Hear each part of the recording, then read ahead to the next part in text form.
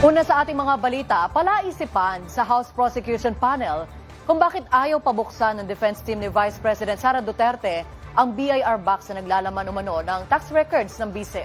Pero gate nila, kahit hindi ito mabuksan, wala naman itong epekto sa presentasyon ng kaso laban sa bise. Cyril Tobias, nakatuto. Wala naman talagang isang Mary Grace Piatos. Yan ang tinitindigan ng buong prosecution panel. Ang sabi ni Prosecutor Joel Chua, yan mismo anya ang dahilan kung bakit ipinatatawag si Piatos na tumestigo sa impeachment trial. Well, ang isa sa teorya namin ito ay bogus na wala naman talagang Mary Grace Piatos. So pag wala talagang lumabas na Mary Grace Piatos, ibig sabihin tama yung aming teorya. Sa day 1 ng impeachment trial, desididong pabuksan ng prosekusyon ang BIR box na naglalaman ng tax records ni VP Sara Duterte at ng asawang si Attorney Man Scarpio. Tama po kayo. Kaya nga dapat ito'y buksan na para malaman natin talaga kung ano yung laman nito. Dahil marami ang nagtatanong hanggang ngayon ay nahihiwagaan pa kung ano talaga ang nilalaman nitong mahiwagang box ng BIR. Itong issue na ito, ang magdidesisyon nito ay yung impeachment court mismo.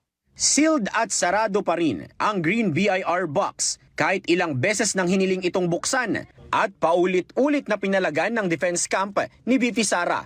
At hindi ho kailangan ipaliwanag kung bakit mo gustong markahan itong dokumento na to, and they do not have the right to object to it. Very unusual ho yan na even just the marking of the sealed BIR box was vehemently objected to by the other party. Tanong pa ng prosekusyon, ano raw bang ikinakatakot ng depensa at bakit ayaw pabuksan ng BIR box pero gusto rin namang gamiting ebidensya ng defense camp?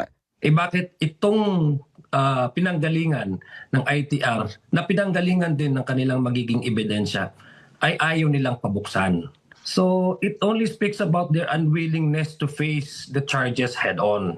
Natakot sila doon sa pagbubukas ng box na ito. Takot sila at wala silang maipaliwanag doon sa unexplained wealth na artikulo. Pero madedehado ba ang prosekusyon kung sakaling hindi talaga may presenta ang laman ng box na yan?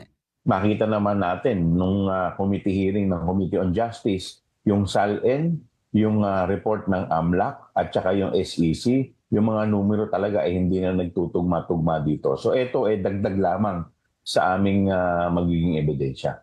Hihintayin pa ng Clerk of Court ang komento ng VP Defense Camp sa BIR box. Samantala, isang court sheriff na sinapak noon ni VP Sara taong 2011 ang ipinatawag ding testigo ng prosekusyon.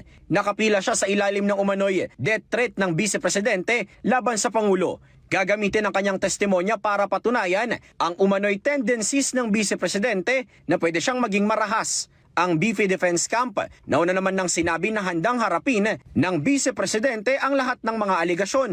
Mismong si Defense Counsel Attorney Michael Powa ay nagsabing handa rin siyang tumistigo sakaling ipatawag ng prosekusyon basta't anya hindi masagasaan ang kanyang gampanin bilang abogado ng Vice. Earl Tobias, IBC News.